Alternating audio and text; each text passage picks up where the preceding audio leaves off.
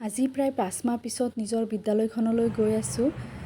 গৈ এনেকুৱা এটা আৱেগিক মুহূৰ্তত সন্মুখীন হ'ম বুলি ভবাই নাছিলোঁ। হেল্ল' ফ্ৰেণ্ডছ, আসসালামু আলাইকুম। কি খবৰ? আশা কৰোঁ সকলোৱে ভালেই আছে। ময়ো ভালেই আছোঁ। আজি গৈ আছোঁ মোৰ নিজৰ বিদ্যালয়খনলৈ। বহুত দিন পিছত গৈ আছোঁ, প্ৰায় 5 মাহ পিছত। আৰু যোৱাৰো এটা বিশেষ কাৰণ আছে, কাৰণ আজি আমাৰ লগৰ ছাৰ এজনৰ বিদায় দিব লগা হৈছে। কাৰণ ছাৰৰ আজি আমাৰ স্কুলৰ পৰা বিদায় ল'ব। আজি আমাৰ কাৰণে আছিলে অত্যন্ত দুখৰ এটা দিন, কাৰণ ছাৰ আছিলে খুব বন্ধুত্বসুলভ আৰু ছাৰ খুব হেল্পফুল মানুহ আছিলে। শিক্ষকতাটো এজন ভাল দক্ষ শিক্ষক আছিল। ছাৰ বয়সত আমাৰ সকলোতকৈ সৰু হ'লেও বুদ্ধিত আছিলে বৃহস্পতি।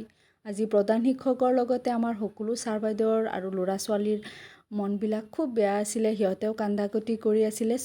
চবৰে চকুবিলাক সেমেকি আছিলে। ইমান চবেই দুখ কৰি আছিলে, কাৰণ ছাৰ চবৰ লগতে খুব মিলিছিলে, খুব বন্ধুত্ব হিচাপে চলিছিলে।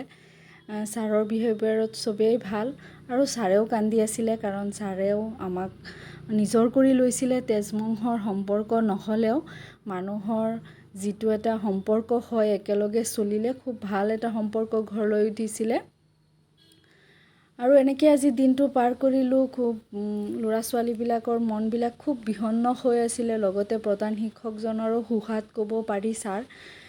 ছাৰৰো যেন একদম কিবা এটা হৈ গ'ল, কিবা এটা বহুত ডাঙৰ এটা হেৰাই দিলে। ছাৰ যোৱাৰ কাৰণে আমাৰ বিদ্যালয়ৰ তথা বহুত ক্ষতি হ'ব, কাৰণ এজন আমি ভাল শিক্ষক হেৰুৱাইছোঁ। তথাপিও বিদায়টো দিব লাগিবই, কাৰণ ছাৰ পদোন্নতি বুলি ক'ব পাৰোঁ। ছাৰ হাইস্কুলত এপইণ্টমেণ্ট পাইছে আৰু নিজৰ হোম ডিষ্ট্ৰিক্টত পাইছে। তাৰপিছত সকলোৱে ছাৰক নতুন জীৱনৰ শুভেচ্ছা জনাই আমি ছাৰক বিদায় দিলোঁ। ছাৰেও দুই এষাৰ আমালৈ বুলি ক'লে, ল'ৰা ছোৱালীক ক'লে। অৱশেষত ছাৰৰ আগন্তুক দিনৰ কাৰণে শুভেচ্ছা জনাইছোঁ ছাৰক। ছাৰ য'তে থাকক, ভালে থাকক, কুশলে থাকক, সুস্থ থাকক। মই ভিডিঅ' বহুদিন বনোৱা নাই, আজি বনাইছোঁ, কাৰণ মেমৰি হিচাপে এইটো যাতে ৰাখি থ'ব পাৰোঁ, তাৰ কাৰণে ভিডিঅ'টো বনাইছোঁ। তাৰপিছত আমি চবেই সকলোৱে সৰু সুৰা গিফ্ট ছাৰৰ কাৰণে দিলোঁ। মই দিছিলোঁ এটা কিতাপ, কাৰণ কিতাপতকৈ ভাল বন্ধু হ'ব নোৱাৰে। আৰু লগতে বাকী ছাৰ বাইদেউসকলেও কিবা কিবি দিছে। এয়া আমাৰ সভাপতি মহোদয়ে গামোচা এখন দিছে, আৰু আমাৰ বাকী ছাৰ বাইদেউসকলে ইটো সিটো দিছে। এনেকৈ আজি ছাৰক বিদায় জনালোঁ। তাৰপিছত অলপ ষ্টাফৰ লগত ফটো চটো উঠাই ল'ৰা ছোৱালীৰ পৰাও বিদায় লৈ আজি আৰু অনুষ্ঠানটো ইয়াতেই সামৰিছোঁ। ল'ৰা ছোৱালী আজি খুব বিষণ্ণ মন লৈ ঘৰ গুচি গৈ আছে। সঁচাকৈ বহুত বেয়া লাগিছে।